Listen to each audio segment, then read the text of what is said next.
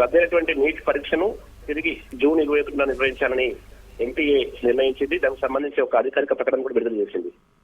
Paper leakage అంటే మే 3వ తేదీన ఈ నెల 3వ తేదీన జరిగినటువంటి పరీక్ష పేపర్ లీకేజ్ ఆరోపణల నేపథ్యంలో రద్దు చేశారు.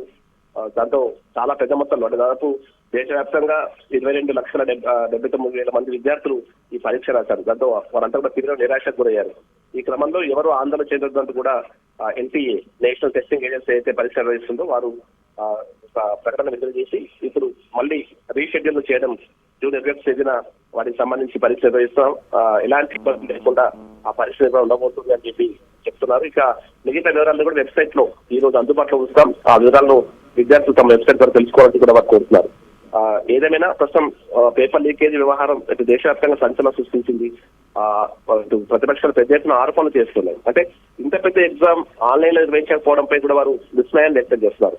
ఎన్టీఏకి సంబంధించి ఎన్నో ఆరోపణలు వినిపిస్తున్న నేపథ్యంలో కనీస జాగ్రత్తలు తీసుకుని ఎన్టీఏపై చర్యలు చేపట్టడం లేదు అంటూ కూడా వారు ప్రస్తుతం తీవ్ర స్థాయిలో ఆరోపణలు చేస్తున్నారు. ఇప్పుడైనా కనీసం వచ్చే రోజుల్లో అయినా ఈ పరీక్షను పకడ్బందీగా నిర్వహించి విద్యార్థులకు సంబంధించి వారి భవిష్యత్తుకు సంబంధించి లింక్ ఉన్నటువంటి ఈ ఎగ్జామ్ లకు సంబంధించి అన్ని జాగ్రత్తలు తీసుకోవడం కూడా డిమాండ్ చేస్తారు. ప్రస్తుతం జూన్ 21న మళ్ళీ ఇటు రీషెడ్యూల్ కావడంతో